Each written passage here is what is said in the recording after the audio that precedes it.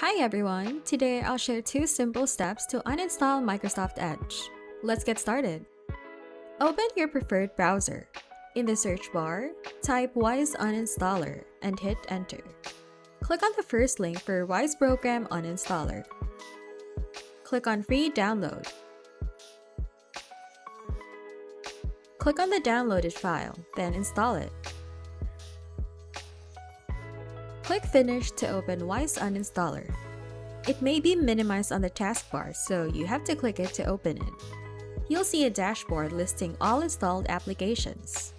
Find and select Microsoft Edge. Click on Force Uninstall. Then click Yes.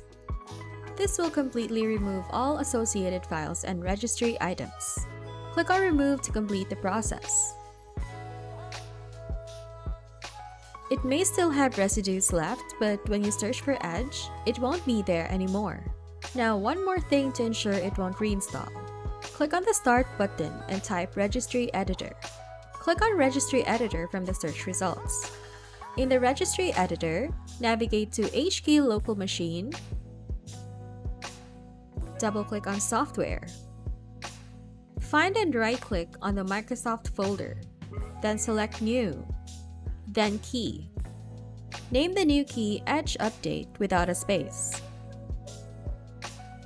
Select the Edge Update folder you just created. Right-click on the right-hand side, select New, then DWORD 32-bit value. Name the new value Do Not Update to Edge with Chromium without the spaces. Double-click on Do Not Update to Edge with Chromium. Change the value data to 1. 0 means it will update, 1 means it won't.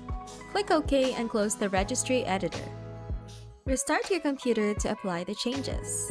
Congratulations, you've just removed Edge from your PC completely. If you found this video useful, please show your support with a like. Your feedback is invaluable to us, so feel free to share your thoughts and suggestions in the comment section below.